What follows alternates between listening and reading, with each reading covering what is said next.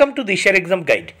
প্রিয় চতুর্থ শ্রেণীর পরীক্ষার্থী বন্ধুরা, তোমাদের জন্য এই ভিডিওটিতে আমি আলোচনা করতে চলেছি চতুর্থ শ্রেণী অর্থাৎ ক্লাস 4-এর প্রথম পর্যায়ক্রমিক মূল্যায়নপত্র 2024 অর্থাৎ 2024 সালের চতুর্থ শ্রেণীর আমাদের পরিবেশ বিষয়ের প্রশ্নপত্রটি এই ভিডিওটিতে আমি আলোচনা করতে চলেছি সম্পূর্ণ উত্তরসহ। প্রশ্নপত্রটি সিসিই এবং এসএস পদ্ধতি অনুসরণ করে তৈরি হয়েছে।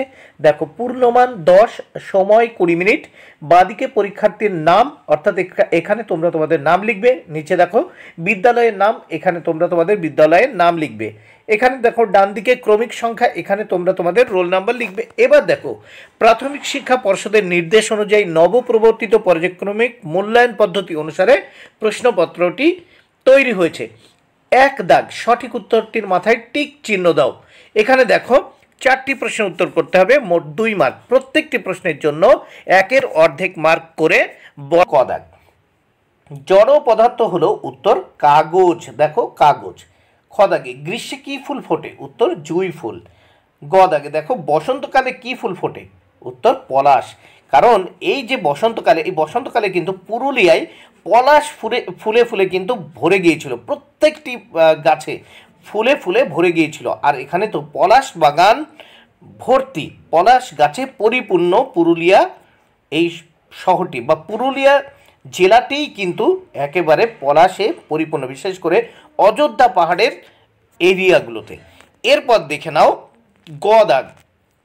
গ দাগের প্রশ্ন তোমরা দেখতে পেলে যে বসন্তকালে কি ফুল ফোটে? উত্তর পলাশ। ঘ দাগে, একটি প্রাণীর উদাহরণ হলো? উত্তর ব্যাঙ। দেখো, একটি প্রাণীর উদাহরণ এখানে অনেকগুলো আছে। দেখো যে ব্যাঙ আছে, বই, কাঠ, চেয়ার, নিশ্চয়ই এর ভিতর ব্যাঙ হচ্ছে একটি প্রাণী। এরপর দেখো,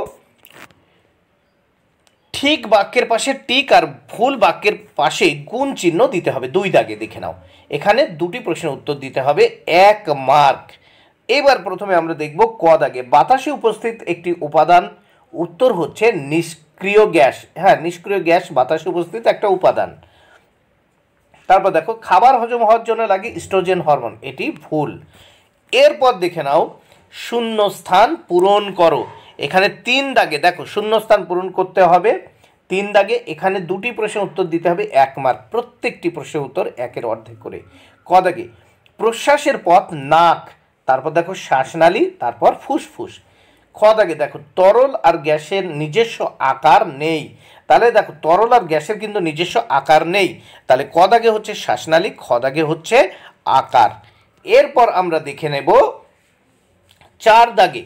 দেখো 4 দাগে যে কোনো 2টি প্রশ্নের উত্তর দিতে বলেছে। এখানে 4টি প্রশ্ন আছে, 3টি প্রশ্ন আছে, তোমাদের 2টি প্রশ্নের উত্তর করতে হবে। প্রথমে দেখে নেব 4-এর ক, জলদাপাড়া জঙ্গলের মধ্য দিয়ে কোন নদী বইছে? উত্তর দেখো, জলদাপাড়া জঙ্গলের মধ্য দিয়ে তোরসা নদী বইছে।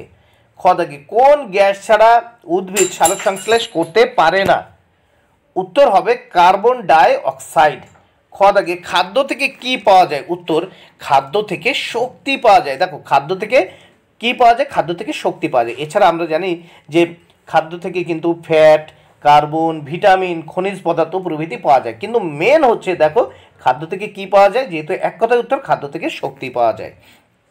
এবার দেখো 5 দাগে 2-3টি বাক্যে উত্তর লেখো, যে কোনো 2টি। প্রথম ক দাগে, বরফ থেকে জলীয় বাষ্প হওয়ার পদ্ধতি বর্ণনা করো।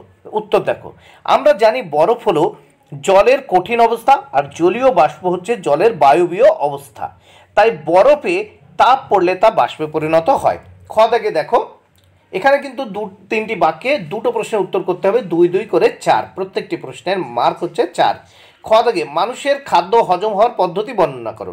দেখো, খাদ্য হজম হলো একটি শারীরিক প্রক্রিয়া, যার মাধ্যমে খাদ্যকে ছোট ছোট টুকরো করে তারপর বিভিন্ন উৎসেচক দ্বারা বিগলিত হয়ে দেহে আত্তীকরণের উপযোগী হয়। এবার দেখো গ দাগে, মানুষের সুষম আহারের মধ্যে কী কী রাখা উচিত বর্ণনা করো। দেখো, মানুষের সুষম আহারের মধ্যে অবশ্যই যেগুলো রাখা উচিত সেগুলো হলো, দেখো, পালং শাক, আপেল, লেবু, কমলা লেবু, ডিম, দুধ, মাছ, মাংস, টমেটো, গাজর, সবজি, ডাল ইত্যাদি। বন্ধুরা, ভিডিওটি ভালো লাগলে অবশ্যই লাইক, কমেন্ট ও শেয়ার করো। থ্যাংক